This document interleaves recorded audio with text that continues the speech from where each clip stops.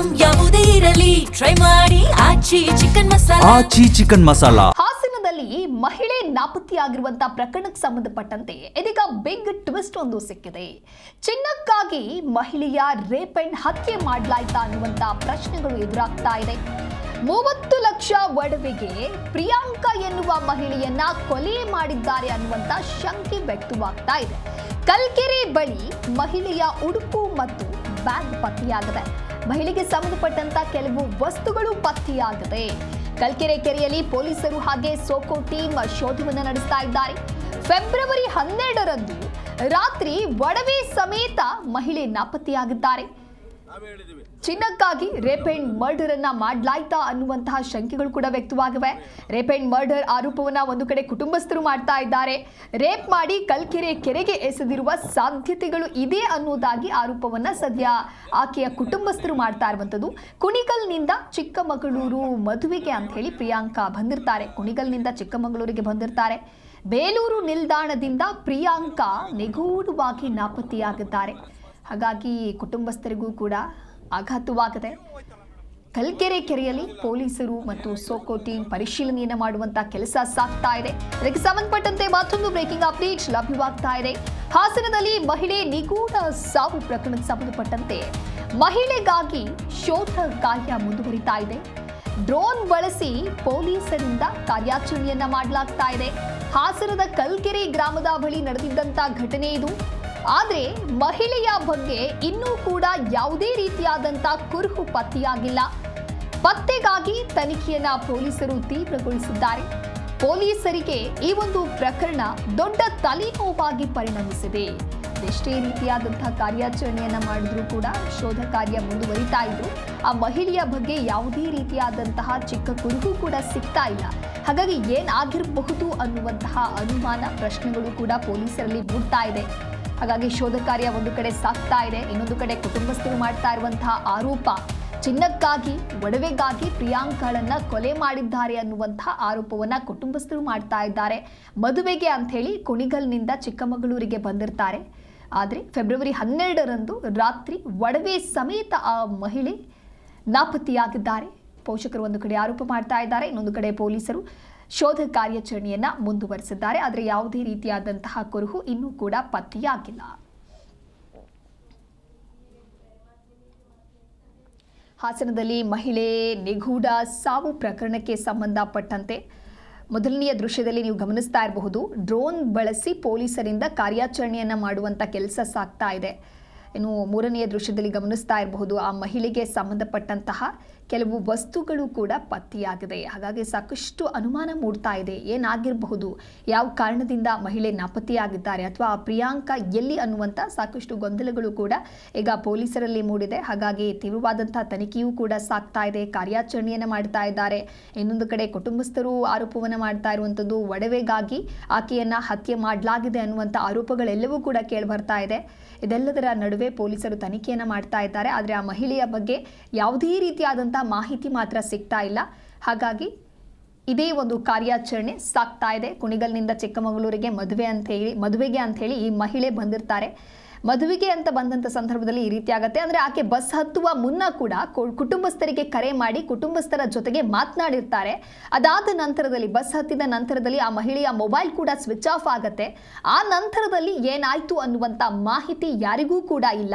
ಹಾಗಾಗಿ ಕುಟುಂಬಸ್ಥರು ಈ ರೀತಿಯಾದಂತಹ ಆರೋಪವನ್ನ ಮಾಡ್ತಾ ಇದ್ದಾರೆ. ಕಲ್ಕೆರೆ ಕೆರೆಯಲ್ಲಿ ಪೊಲೀಸರು ಮತ್ತು ಸೋಕೋ ಟೀಮ್ ತೀವ್ರವಾದಂಥ ಶೋಧವನ್ನ ನಡೆಸ್ತಾ ಇದ್ದಾರೆ. ಚಿನ್ನಕ್ಕಾಗಿ ಮಹಿಳೆಯ ರೇಪ್ ಅಂಡ್ ಹತ್ಯೆ ಹಾಗಾದ್ರೆ ನಡೀತಾ ಅನ್ನುವಂಥ ಪ್ರಶ್ನೆಗಳು ಕೂಡ ಒಂದು ಕಡೆ ಮುನ್ನೆಲೆಗೆ ಬರ್ತಾ ಇದೆ. ಈ ರೀತಿಯಾಗಿ ಹಾಸನದಲ್ಲಿ ಮಹಿಳೆ ನಾಪತ್ತೆ ಪ್ರಕರಣಕ್ಕೆ ಸಂಬಂಧಪಟ್ಟಂತೆ ಟ್ವಿಸ್ಟ್ ಎದುರಾಗಿದೆ. ಡ್ರೋನ್ ಬಳಸಿ ಪೊಲೀಸರಿಂದ ಕಾರ್ಯಾಚರಣೆ ಆಗ್ತಾ ಇದೆ. ಇದಕ್ಕೆ ಸಂಬಂಧಪಟ್ಟಂತೆ ಮತ್ತಷ್ಟು ಮಾಹಿತಿಯನ್ನು ನೀಡಲಿದ್ದಾರೆ ನಮ್ಮ ಪ್ರತಿನಿಧಿ ಪ್ರತಾಪ್ ಹಿರಿಸಾವೆ ದೂರವಾಣಿ ಸಂಪರ್ಕದಲ್ಲಿ. ಪ್ರತಾಪ್, ಇನ್ನು ಹಾಸನದಲ್ಲಿ ಮಹಿಳೆ ನಿಗೂಢ ಸಾವು ಪ್ರಕರಣಕ್ಕೆ ಸಂಬಂಧಪಟ್ಟಂತೆ ಒಂದು ಕಡೆ ಪೋಷಕರು ಮಾಡ್ತಾ ಇರುವಂತಹ ಆರೋಪ ಅಂತ ಹೇಳಿದ್ರೆ ಚಿನ್ನಕ್ಕಾಗಿ ಈ ರೀತಿಯಾಗಿ ಹತ್ಯೆಯನ್ನ ಮಾಡಲಾಗಿದ್ಯಾ ಅನ್ನೋದಾಗಿ, ಇನ್ನೊಂದು ಕಡೆ ಪೊಲೀಸರು ಯಾವ ರೀತಿಯಾದಂತಹ ಕಾರ್ಯಾಚರಣೆಯನ್ನ ಮಾಡ್ತಾ ಇದ್ದಾರೆ, ಏನಾದರೂ ಕುರುಹು ಸಿಕ್ಕಿದ್ಯಾ, ಹೇಗೆ? ದಿವ್ಯ, ಏನಂತ ಹೇಳಿದ್ರೆ ಮದುವೆಗೆ ಬಂದಿದ್ದಂತಹ ಮಹಿಳೆ ನಿಗೂಢ ರೀತಿಯಲ್ಲಿ ನಾಪತ್ತೆಯಾಗಿರುವಂತಹ ಘಟನೆ ಹಾಸನ ತಾಲೂಕಿನ ಕಲ್ಕೆರೆ ಗ್ರಾಮದ ಸಮೀಪ ನಡೆದಿರುವಂತದ್ದು. ಕಳೆದ 2 ದಿನದ ಮೊನ್ನೆ ರಾತ್ರಿ ಫೆಬ್ರವರಿ 12 ರಾತ್ರಿ 8 ಗಂಟೆ ಸುಮಾರಿಗೆ ಮಹಿಳೆ ಮಿಸ್ ಆಗಿರುವಂತದ್ದು. ತುಮಕೂರು ಜಿಲ್ಲೆಯ ಕುಣಿಗಲ್ನಿಂದ ಪ್ರಿಯಾಂಕಾ 29 ಮಹಿಳೆ ಏನಿದೆ, ಇವರು ಮದುವೆಗಾಗಿ ತುಮಕೂರು ಜಿಲ್ಲೆಯ ಕುಣಿಗಲ್ನಿಂದ ಚಿಕ್ಕಮಂಗ್ಳೂರಿಗೆ ಬಂದಿರ್ತಾರೆ. ಚಿಕ್ಕಮಂಗ್ಳೂರಿಗೆ ಬಂದಂತ ಸಮಯದಲ್ಲಿ ಮದುವೆ ಆದ ಬಳಿಕ ಸಂಜೆ 7:30 ಸುಮಾರಿನಲ್ಲಿ ಬೇಲೂರಿನಿಂದ ಮಿಸ್ ಆಗಿರುವಂತದ್ದು. ಸಂಬಂಧಿಕರಿಗೆ 7:30 ಸುಮಾರಿನಲ್ಲಿ ಕರೆ ಮಾಡಿ ಮಾತನಾಡ್ತಾರೆ. ರಾತ್ರಿ 8 ಗಂಟೆಯಿಂದನೂ ಕೂಡ ಆಕೆಯ ಮೊಬೈಲು ಸ್ವಿಚ್ ಆಫ್ ಆಗಿರುವಂತದ್ದು. ಇನ್ನು ಈಗಾಗಲೇ ಪೊಲೀಸರು ಕೂಡ ನಾಪತ್ತೆ ಸಂದರ್ಭದಲ್ಲಿ ಪೊಲೀಸ್ ಠಾಣೆಯು ಕೂಡ ದೂರನ್ನ ನೀಡಿದ್ರು. ಸದ್ಯಕ್ಕೆ ಇವತ್ತು ಬೆಳಗ್ಗೆ ಬೆಳಗ್ಗೆ 10:30 ಸುಮಾರಿನಲ್ಲಿ ಆಕೆಯನ್ನು ಇದು ಕಲ್ಕೆರೆ ಸಮೀಪದ ಒಂದು ಕೆರೆಯ ಬಳಿ ಮಹಿಳೆಗೆ ಸಂಬಂಧಪಟ್ಟಂತಹ ವಸ್ತುಗಳು ಸಿಕ್ಕಿದವೆ. ಆಕೆಯ ಒಳ ಉಡುಪುಗಳು, ಬ್ಯಾಗು, ಜೊತೆಗೆ ಚಪ್ಪಲಿ, ಹೀಗೆ ಆಕೆ ಬಳಸಿದಂತಹ ವಸ್ತುಗಳು ಕೂಡ ಕೆರೆಯ ಪಕ್ಕದಲ್ಲಿ ಸಿಕ್ಕಿದ್ದಾವೆ. ಆ ಹಿನ್ನೆಲೆಯಲ್ಲಿ ಆಕೆ ಕೆರೆಗೆ ಬಿದ್ದಿರಬಹುದು ಅಥವಾ ಕೊಲೆ ಮಾಡಿ ಯಾರೋ ಕೆರೆಗೆ ಬಿಸಾಕಿರ್ಬೋದು ಅನ್ನೋ ಅನುಮಾನದ ಮೇಲೆ ಬೆಳಗ್ಗಿಂದನೂ ಕೂಡ ಕಾರ್ಯಾಚರಣೆ ನಡೀತಾ ಇದೆ.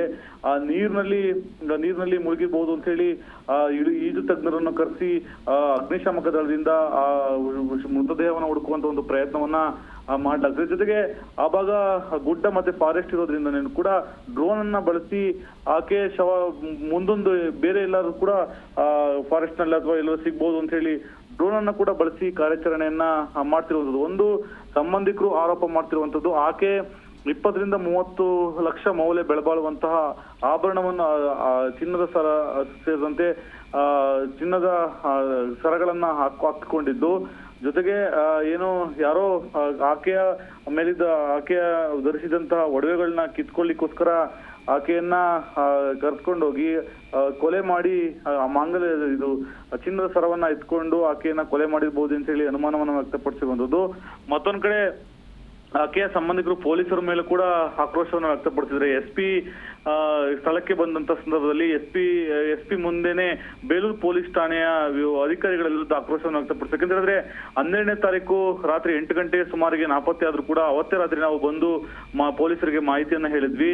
ಅದಾದ ಮಾರನೇ ದಿನ ಕೂಡ ನಿನ್ನೆ ಕೂಡ ಸಾಕಷ್ಟು ಮನವಿಯನ್ನ ಮಾಡ್ಕೊಂಡಿದ್ವಿ. ಅವರು ಕಂಪ್ಲೇಂಟ್ ಅನ್ನು ತೆಗೆದುಕೊಳ್ಳಿಕ್ಕೆ ಮೀನಾಮೇಷ ಎಣಿಸ್ತಿದ್ರು. ಇನ್ನು ಕಂಪ್ಲೇಂಟ್ ಅನ್ನ ಕೊಟ್ಟಂತ ಸಂದರ್ಭದಲ್ಲೂ ಕೂಡ ಆಕೆಯನ್ನ ಹುಡುಕುವಂತ ಒಂದು ಪ್ರಯತ್ನವನ್ನ ಮಾಡ್ಲೇ ಇಲ್ಲ. ಇದೀಗ ಆಕೆಗೆ ಸಂಬಂಧಪಟ್ಟ ವಸ್ತುಗಳು, ಬಟ್ಟೆ ಸಿಕ್ಕಿದಂತ ಸಂದರ್ಭದಲ್ಲಿ ಈಗ ಮಾತ್ರ ಒಂದು ಪ್ರಯತ್ನವನ್ನ ಮಾಡ್ತಿದೆ ಅಂತ ಹೇಳಿ SP ಅವರ ಮುಂದೆನೂ ಕೂಡ ಅಧಿಕಾರಿಗಳ ವಿರುದ್ಧ ಆಕ್ರೋಶವನ್ನ ವ್ಯಕ್ತಪಡಿಸಿದ್ರು. ಸದ್ಯಕ್ಕೆ ಕಾರ್ಯಾಚರಣೆ ಮುಂದುವರೆದಿರುವಂತದ್ದು. ದಿವ್ಯಾ.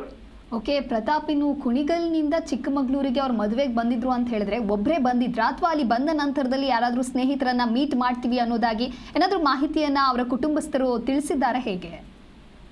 ದಿವ್ಯಾ ಅಂತ ಹೇಳಿದ್ರೆ ಕುಣಿಗಲ್ನಿಂದ ಚಿಕ್ಕಮಗಳೂರಿಗೆ ಮದುವೆಗೆ ಬಂದಿರ್ತಾರೆ. ಮದುವೆಗೆ ಬಂದ ಸಂದರ್ಭದಲ್ಲಿ ಮಾಗಡಿ ಕೈಮರ ಅಂತ ಹೇಳಿ ಅಲ್ಲಿ ಒಂದು ಗ್ರಾಮ ಇದೆ. ಗ್ರಾಮದ ಸಮೀಪ ಮದುವೆ ಇರುತ್ತೆ. ಅಲ್ಲಿಂದ ಮಾಗಡಿ ಕೈಮರದಿಂದ ಅವರು ಬಸ್ ಅನ್ನು ಹತ್ತುತ್ತಾರೆ, KSRTC ಬಸ್ ಅನ್ನು ಹತ್ತುತ್ತಾರೆ. KSRTC ಬಸ್ ಅನ್ನು ಹತ್ಕೊಂಡು ಬೇಲೂರಿನಲ್ಲಿ ಇಳ್ಕೊಂತಾರೆ. ಅಂದ್ರೆ ಸೆಟ್ಲ್ ಬಸ್ ಆಗಿರೋದ್ರಿಂದ ಬೇಲೂರಿನಲ್ಲಿ ಇಳ್ಕೊಂಡು ಯಾರೋ ಸಂಬಂಧಿಕರು ನನಗೆ ಸಿಕ್ಕಿದ್ದಾರೆ ಬೇಲೂರು ಬಸ್ ಸ್ಟಾಪ್ ನಲ್ಲಿ ಅನ್ನೋ ಮಾಹಿತಿಯನ್ನ ಇನ್ನೊಬ್ರು ಮತ್ತು ಅವರ ಸಂಬಂಧಿಕರು ಕೂಡ ಕರೆ ಮಾಡಿ ಹೇಳ್ತಾರೆ. ಈ ಮಾಹಿತಿಯನ್ನ ಅವರ ಸಂಬಂಧಿಕರು ಹಂಚ್ಕೊಂಡ್ರು. ಯಾರೋ ಸಂಬಂಧಿಕರು ಸಿಕ್ಕಿದ್ದಾರೆ ನನಗೆ ಬಸ್ ಸ್ಟ್ಯಾಂಡ್ ಅಲ್ಲಿ ಅನ್ನೋ ಮಾಹಿತಿಯನ್ನ ಪ್ರಿಯಾಂಕಾ ಬಸ್ ಸ್ಟ್ಯಾಂಡ್ ಅಲ್ಲಿ ನಿಂತ್ಕೊಂಡು ಹೇಳಿದ್ದು. ಅದಾದ ಬಳಿಕ ಯಾವ ಸಂಬಂಧಿಕರು ಏನು ಅಂತ ಹೇಳಿಲ್ಲ. ಅಲ್ಲಿಂದ ಅದಾದ ಬಳಿಕ ಫೋನ್ ಆಕೆಯದು ಸ್ವಿಚ್ ಆಫ್ ಆಗಿದೆ. ಆ ಹಿನ್ನೆಲೆಯಲ್ಲಿ ಯಾರು ಆಕೆಯನ್ನ ಸಂಬಂಧಿಕರು ಯಾರು, ಜೊತೆಗೆ ಆಕೆಯನ್ನ ಕೊಲೆ ಮಾಡಿರುವಂತವ್ರು ಯಾರು ಎಂಬುದನ್ನ ಕಂಡುಹಿಡಿಬೇಕು ಅಂತ ಹೇಳಿ ಪೊಲೀಸ್ನವ್ರಿಗೆ ಒತ್ತಾಯನ ಮಾಡ್ತಿರುವಂತದ್ದು. ಒಂದ್ ಕಡೆ ಪೊಲೀಸ್ನವರು 2 ಆಯಾಮಗಳಲ್ಲೂ ಕೂಡ ತನಿಖೆಯನ್ನ ಮಾಡ್ಬೇಕಾದ್ರೆ, ಒಂದ್ ಕಡೆ ಆಕೆ ಬಟ್ಟೆ ಸಿಕ್ಕಂತ ಮಾತ್ರಕ್ಕೆ ಆಕೆ ಸತ್ತಿದ್ದಾಳೆ ಅನ್ನೋದನ್ನ ಕೂಡ ಪೊಲೀಸ್ನವರು ನಿರ್ಧಾರ ಮಾಡ್ಲಿಕ್ಕೆ ಸಾಧ್ಯ ಇಲ್ಲ.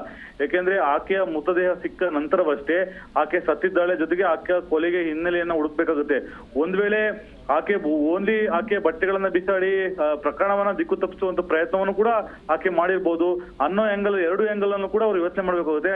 ಮೃತದೇಹ ಸಿಕ್ಕ ನಂತರವಷ್ಟೇ ಇದಕ್ಕೆ ಹಿನ್ನೆಲೆ ಜೊತೆಗೆ 8 ಗಂಟೆ 12ನೇ ತಾರೀಕು ರಾತ್ರಿ 8 ಗಂಟೆಗೆ ಆಕೆಯ ಮೊಬೈಲ್ ಸ್ವಿಚ್ ಆಫ್ ಆಗಿದೆ. ಸ್ವಿಚ್ ಆಫ್ ಆದ ಬಳಿಕ ಆ ಸ್ವಿಚ್ ಆಫ್ ಹಾಕು ಮುನ್ನ ಆಕೆಗೆ ಯಾರು ಕರೆ ಮಾಡಿದ್ರು, ಆಕೆ ನೆಟ್ವರ್ಕ್ ಲೊಕೇಶನ್ ಎಲ್ಲೆಲ್ಲಿ ಬಂತು, ಕಲ್ಕೆರೆ ಕೆರೆಯ ಬಳಿಗೆ ಆಕೆ ಯಾಕೆ ಬಂದಿದ್ದು, ಜೊತೆಗೆ ಆ ಬಸ್ ಸ್ಟ್ಯಾಂಡ್ ನಿಂದ ಸಂಬಂಧಿಕರು ಯಾರು ಅನ್ನೋದು ಕೂಡ CCTVಯಲ್ಲಿ ಹುಡುಕ್ಬೇಕಾಗುತ್ತೆ. ಪೊಲೀಸ್ನವರು ಲೊಕೇಶನ್ ಆಧಾರದ ಮೇಲೆ, CC ಕ್ಯಾಮೆರಾ ಆಧಾರದ ಮೇಲೆ, ಆಕೆಯ ಮೊಬೈಲ್ ನೆಟ್ವರ್ಕ್ ಆಧಾರದ ಮೇಲೆ ಎಲ್ಲ ಆಧಾರವನ್ನು ಇಟ್ಕೊಂಡು 2 ಆಯಾಮಗಳಲ್ಲಿ ತನಿಖೆಯನ್ನ ಮಾಡ್ತಿದ್ರೆ ಸದ್ಯಕ್ಕೆ ಆಕೆಯ ಮೃತದೇಹ ಸಿಕ್ಕ ನಂತರವಷ್ಟೇ ಆಕೆಯ ಸಾವಿನ ಸತ್ಯ ತಿಳಿದು ಬರ್ಲಿಕ್ಕಿದೆ. Divya. Okay, thank you Pratap ನಿಮ್ಮೆಲ್ಲ ಮಾಹಿತಿಗಾಗಿ.